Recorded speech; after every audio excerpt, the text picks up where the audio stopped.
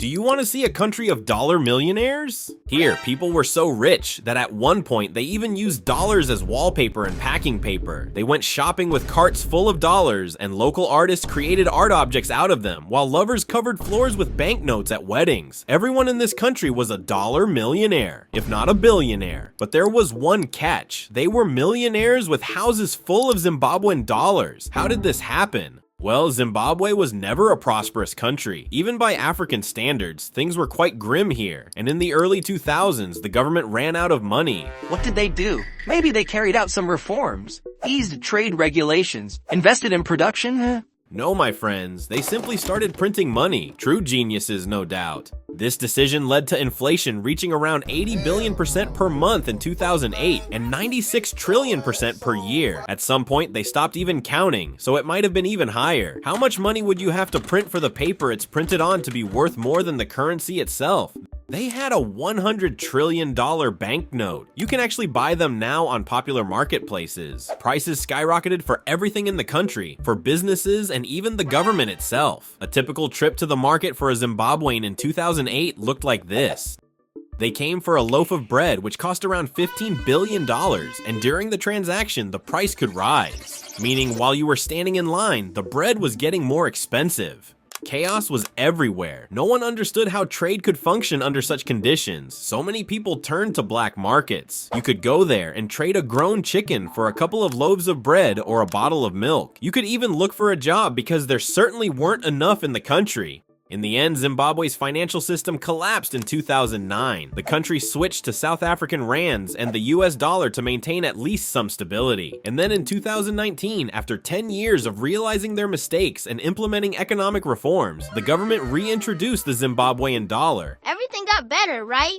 Well, not really. By 2023, Zimbabwe's annual inflation had reached 230%. Not bad, considering the numbers from 2008. And in 2023, the Zimbabwean government announced the introduction of a new currency to replace the devalued old one. Zimbabwean Gold. Now that's a name. And this currency is tied to gold, so it's unlikely to face the same rapid collapse as the Zimbabwean dollar. Oh, wait, no.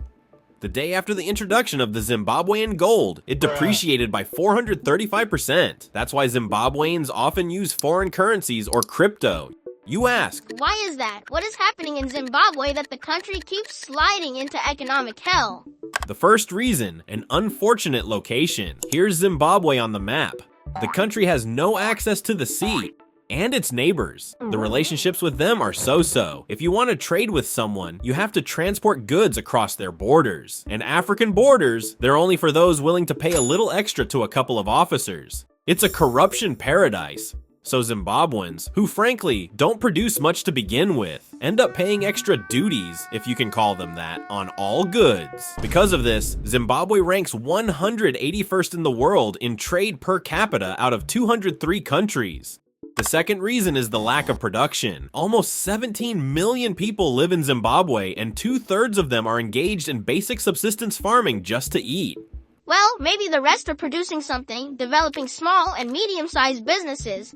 Well, if smuggling tobacco, gold, and drugs can be considered that, you've probably heard that Zimbabwe has one of the largest gold reserves on Earth? If you haven't, now you know. So, they must be mining it in large quantities, right? In 2024, Zimbabwe broke its own record and extracted a whole 36 tons of gold. Kind of modest. That's about the weight of a light Chinese Type 80 tank, for example. But that's just the official figure. According to experts' estimates, another 70 tons of gold disappear from the country, smuggled out without a trace. Besides gold, Zimbabwe also mines chromium, platinum, and lithium. That's it. All other industries in the country are non-existent. Zimbabwe can't even compete with its neighbors, let alone with more developed nations. Zimbabwe is forced to import almost everything: clothing, food, chemicals, industrial goods, and even energy. The country is catastrophically dependent on imports, while exporting practically nothing. The third reason for Zimbabwe's current state, I promise I won't make this long and boring, is historical. Imagine, you and your friends are just regular guys from a Bantu tribe, living in Zimbabwe, growing millet and corn, dancing, trading with each other, and sleeping in your cool clay houses. Then suddenly the Portuguese show up uninvited and say, This is our land now. And then, also uninvited, the British show up and say, No, this is our land. You're obviously not thrilled about this, but the British offer you some weapons, money, and a few other cool trinkets in exchange for the right to extract minerals from your land. Sounds like a decent deal, right? What could possibly go wrong? Well, pretty much everything. In 1895, businessman and politician Cecil Rhodes, citing an agreement with local tribes, founded the British colony of Southern Rhodesia on Zimbabwean territory. Its settlers happily mined gold, seized land from the indigenous people, and forced them into reservations. Their views were so racist that compared to them, Kanye West's recent tweets would make him seem like the most tolerant person on the planet.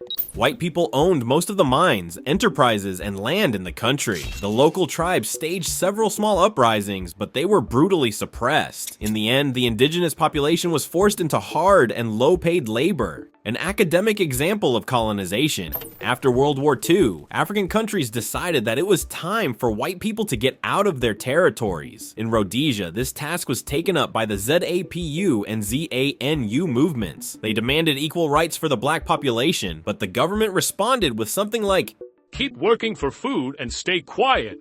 However, the Western world supported the indigenous people and, to help them, imposed sanctions against Rhodesia. A war broke out in the country between the colonizers and the locals, lasting almost 15 years. In 1980, Southern Rhodesia became independent and was renamed Zimbabwe. Hooray, the indigenous people have won. But in reality, there was no more economy, casualties and destruction were everywhere. So who would come and save the country?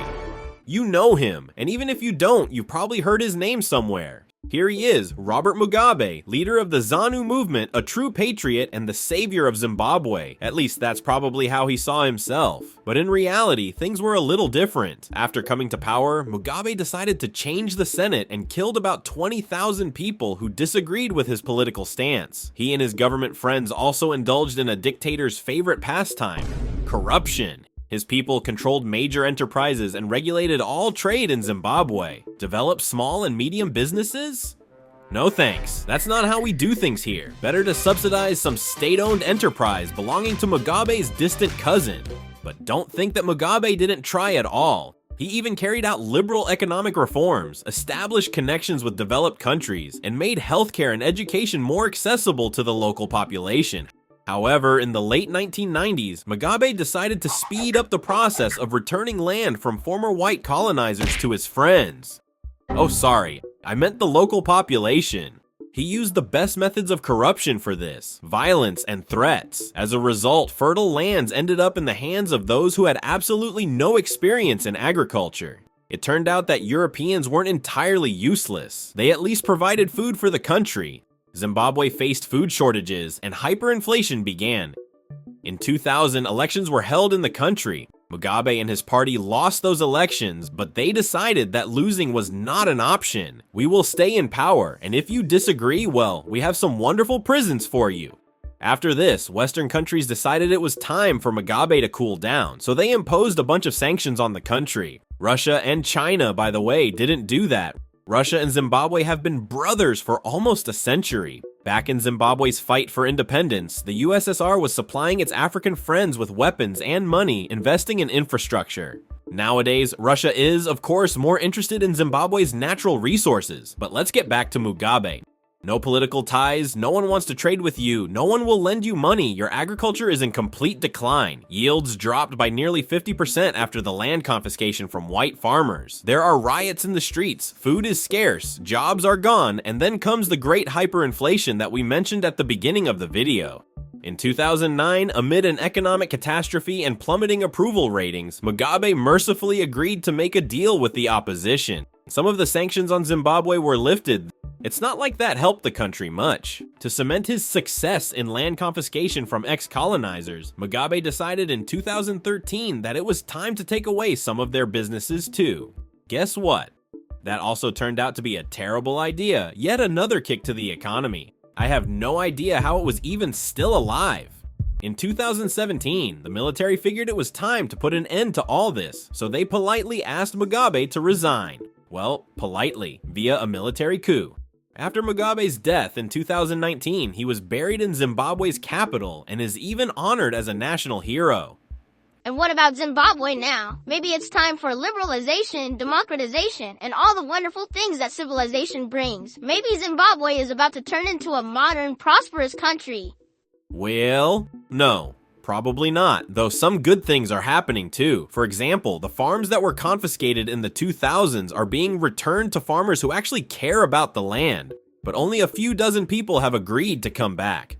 The Zimbabwean authorities even agreed to compensate them $3.5 billion. Not in Zimbabwean dollars, of course. But again, where will they get the money? That's not entirely clear, considering that even today, the country faces unemployment, inflation, and food shortages.